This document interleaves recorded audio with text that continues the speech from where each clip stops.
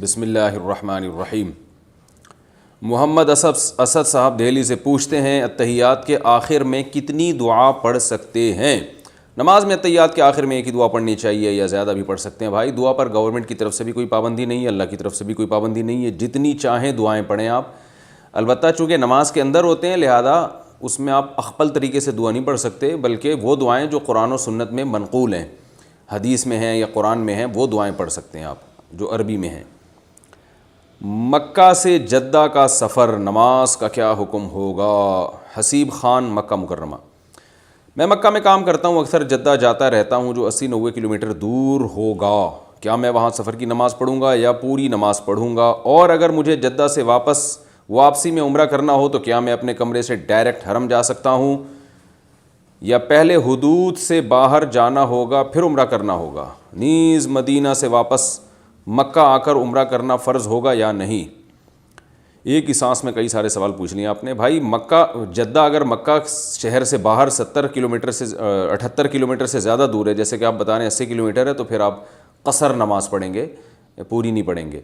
اور رہا مسئلہ یہ کہ جدہ سے واپسی میں عمرہ کرنا ہوگا، تو جدہ سے واپسی پہ عمرہ کرنا فرض نہیں ہے کیونکہ آپ میقات سے باہر نہیں جاتے، لیکن عمرہ کرنا چاہیں تو حدود حرم سے باہر نکل کے آپ عمرہ کر سکتے ہیں۔ یہ جو آپ نے پوچھا کیا میں اپنے کمرے سے ڈائریکٹ حرم جا سکتا ہوں؟ جی جا سکتے ہیں۔ حدود سے باہر جانا ہوگا پہلے، حدود سے میرا خیال ہے آپ کی مراد ہے میقات، تو نہیں، میقات سے باہر جانا ضروری نہیں ہے، وہیں سے آپ حرم سے باہر نکل کے بھی عمرہ کر سکتے ہیں یا مسجد عائشہ سے بھی کر سکتے ہیں۔ آگے کہہ رہے ہیں کہ مدینہ سے واپس آ کر عمرہ کرنا فرض ہوگا، یعنی جی ہاں بالکل ہوگا۔ جب مدینہ سے آپ واپس مکہ جائیں گے تو اس میں عمرہ کرنا فرض ہے، بلکہ کوئی شخص بھی جب بھی مکہ جانے کا ارادہ کرے گا، میقات سے باہر سے وہ مکہ جا رہا ہو تو اس پر فرض ہوگا کہ وہ میقات سے بغیر احرام کے نہیں گزر سکتا، اس پر احرام کی حالت میں گزرنا اور پھر عمرہ کرنا یہ لازمی ہے اس کے اوپر۔ قبر میں دوسرا مردہ کب دفنا سکتے ہیں؟ محمد ارباز خان یو پی سے۔ مفتی صاحب کے ایک بیان میں سنا کہ قبر پر دوبارہ سے مٹی دینی ہو تو 10 سال کے بعد دے سکتے ہیں، جبکہ یہاں ممبئی میں 1 ماہ کے اندر ہی قبر کھول کر دوبارہ اس میں مردہ دفنا دیتے ہیں۔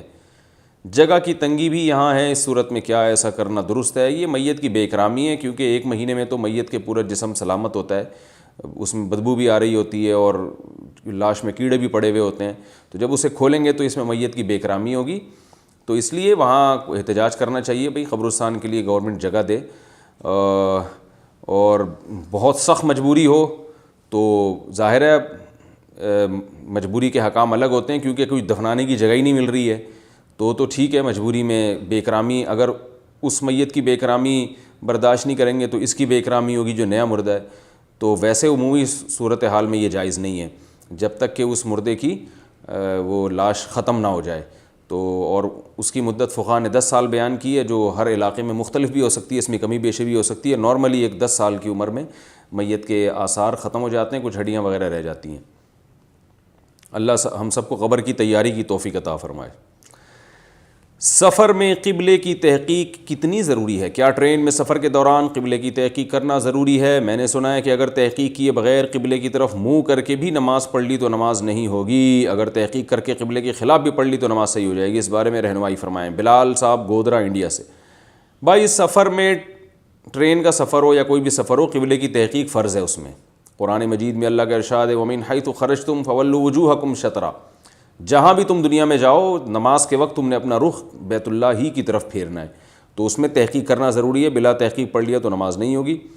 ہاں اگر بلا تحقیق رخ کر کے نماز پڑھ لی، بعد میں پتہ چلا کہ قبلے ہی کے سمت میں تھی تو نماز ادا ہو جائے گی، اور اگر تحقیق کر کے غلط سمت میں نماز پڑھ لی تو تحقیق اگر آپ کے لیے 100% ممکن تھی اور اس میں آپ نے کوتاہی کی اور اس کوتاہی کو آپ اپنی تحقیق سمجھ رہے ہیں، پھر اگر آپ نے غلط سمت میں نماز پڑھی ہے تو لوٹانی پڑے گی۔ اور اگر تحقیق کے کوئی ذرائع تھے ہی نہیں، تحری کی آپ نے، تحری کا مطلب تو کچھ بھی پتہ نہیں ہے، بس ایک اپنے دماغ میں خوب غور و فکر کر کے دباؤ ڈال کے آپ نے ایک جگہ ایک خیال ہوا کہ اس طرف ہوگا قبلہ اور اس طرف رخ کر کے آپ نے نماز پڑھ لی، بعد میں پتہ چلا ادھر نہیں ہے، تو آپ کی نماز ہو گئی ہے، نماز لوٹانا ضروری نہیں ہے، کیونکہ آپ کے بس میں جو تھا وہ آپ نے کر لیا ہے۔ کریڈٹ کارڈ سے قسطوں پر خریداری کا حکم۔ محمد مطلوب میرٹھ۔ کریڈٹ کارڈ سے کوئی سامان موبائل وغیرہ قسطوں پر خریدنا کیسا ہے؟ جائز ہے بھائی، جائز ہے۔ تاریخی کتابوں میں انبیاء کا ذکر کیوں نہیں؟ محمد شاہ زیب امروہہ، دنیا میں جتنے انبیاء آئے ہیں اور ہمارے نبی صلی اللہ علیہ وسلم آئے ہیں، اسلامی کتابوں میں ان کا ذکر ملتا ہے، لیکن تاریخ کی کتابوں میں ان کے بارے میں کچھ پڑھنے کو نہیں ملتا۔ اس کی کیا وجہ ہے؟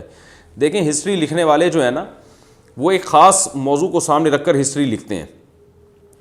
مثال کے طور پر جیسے مسلمان جب ہسٹری لکھتے ہیں تو اس میں اسلامک ہسٹری کو بہت نمایاں کیا جاتا ہے۔ آپ گورے جب ہسٹری لکھیں گے تو اس میں اسلامی خلفاء کا اور مسلمان خلفاء کی جنگوں کا بہت ہی کم تذکرہ ہوگا، وہ ایسے لگے گا جیسے دنیا میں ہوئی نہیں ہے۔ لیکن آپ مسلمانوں کی ہسٹری پڑھیں گے تو آپ کو لگے گا کہ ماضی تو تھا ہی مسلمانوں کے ہاتھ میں، اور دنیا میں زیادہ تر حکومت ہی مسلمانوں نے کی ہے۔ تو یہ ہسٹری لکھنے والے کی اپنی تھنکنگ پہ ہوتا ہے۔ اب ظاہر ہے سب سے زیادہ اثر اس دنیا پہ پیغمبروں کا رہا ہے۔ آپ دیکھیں اس کے اثرات ہیں کہ آج بھی دنیا میں سب سے بڑی آبادی جو دنیا کی ہے وہ عیسائیوں کی ہے، پھر مسلم کی ہے، اور یہودی بھی ایک بہت بڑا مذہب ہے۔ تو یہ تینوں کا مجموعہ اگر ملایا جائے تو دنیا کی آبادی کا بہت بڑا حصہ ہے یہ، اور یہ سب پیغمبروں کو مانتے ہیں، اور ان کی ایک ہسٹری ہے کہ دنیا میں پیغمبر آئے، اور ان کی کتابیں آج تک چلی آ رہی ہیں، ان کی ملفوظات نقل ہوتے چلے آ رہے ہیں، اور مسلمانوں کا تو بہت ہی مضبوط نیٹ ورک ہے اس بارے میں، بہت ہی مضبوط نظام ہے، قرآن ہے اور احادیث ہیں، ان کی پوری سندیں ہیں جو تاریخی کتابوں سے زیادہ جاندار ہیں، کیونکہ تاریخی کتابوں میں اکثر سندیں نہیں ہوتی۔ مسلمانوں کے پاس تو حدیثوں کے راویوں کے نام، ان کی لسٹیں، ان کی کنیتیں اور ان کے والد کے نام اور ان کے شاگردوں، ان کے استاذوں اور ان کے ذاتی حالات پورے مسلمانوں کے پاس محفوظ ہیں، لیکن ہسٹری کی کتابوں میں ان چیزوں کو لفٹ نہیں کرائی جاتی۔ تو وجہ اس کی یہ کہ جو بھی ہسٹری لکھتا ہے نا، وہ ایک خاص ٹاسک اس کے ذہن میں ہوتی ہے، اسی کو سامنے رکھ کر اسی سے متعلق واقعات کو نقل کر رہا ہوتا ہے۔ دوسری بات یہ کہ ایسا نہیں ہے کہ ہسٹری میں ان پیغمبروں کا بالکل بھی ذکر نہیں ہے، یہ بھی بات بھی غلط ہے۔ ذکر تاریخی کتابوں میں ان پیغمبروں کا بھی ملتا ہے، ہاں یہ کہہ سکتے ہیں کہ بہت زیادہ وہ تذکرہ نہیں کرتے، اور بعض کتابوں نے تو بالکل ہی ذکر نہیں کیا ہے۔ ایئر ہوسٹس کا شراب پیش کرنا۔ عبد الرحمن صاحب سیالکوٹ سے پوچھتے ہیں، ہمارے بھائی بہن جو ایئر ہوسٹس میں کام کرتے ہیں، اگر انہیں غیر مسلموں کو شراب پیش کرنی پڑے تو ان کے لیے کیا حکم ہے؟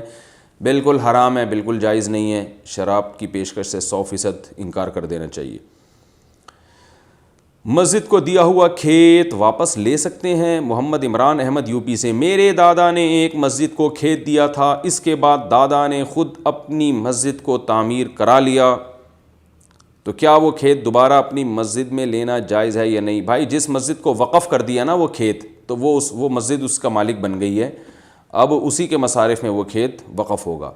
ہاں وہ مسجد میں اس کے استعمال کی کوئی گنجائش ہی نہیں رہی، ختم ہو گئی، اور اس کے لیے اب وہ گویا وہ ضائع ہو رہے ہیں مصارف، تو پھر شرعاً یہ اجازت ہے کہ ایک مسجد کے اموال جو مسجد کے لیے وقف ہوئے تھے، جب اس مسجد کو ضرورت نہ رہے تو پھر کسی دوسری مسجد میں وہ استعمال ہو سکتے ہیں۔